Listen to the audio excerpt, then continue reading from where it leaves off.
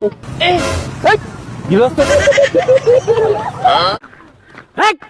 একটা কামলা নিছ এই এলাকা হতে পাইতে ভাই হেলাই দিতেছে এই এলাকায় থাকুন যাইতেছে না যাও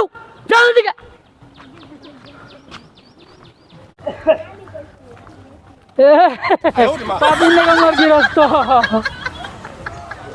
রাস্তাঘাটে চালাইলাম না কামলাটার লেগে কামলা আজকে বলতাম তারপরে শোন আমার শিক্ষা এই যে পাঁচটা দিছে এলাম এলাম এদিকে তোর লেগে এলাকা আমি করতে পারি না কে আমি কি করলাম? খালে ভাই এত বাদস কে লেগে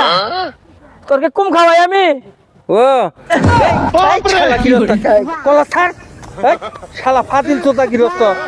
তুই আমারে প্রতি সপ্তাহে মাসের তেল ছাড়া ভাত খাওয়াস না পাত আমার হবো না তোর হবো এই হারামজাদা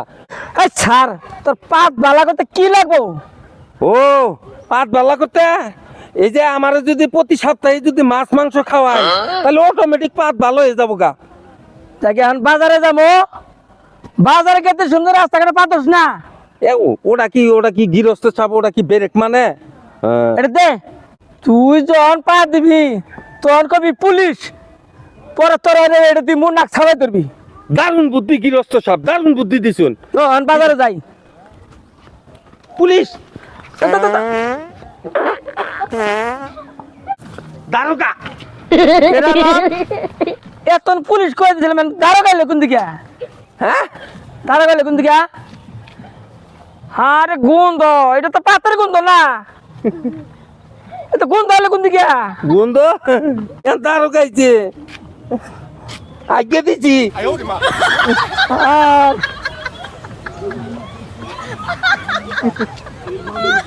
কি করছ তুই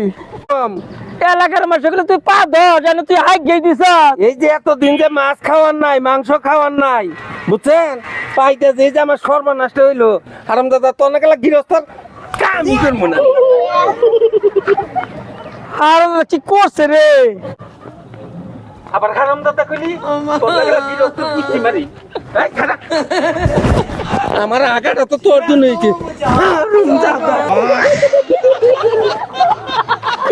রে কামনা শুধাই আরে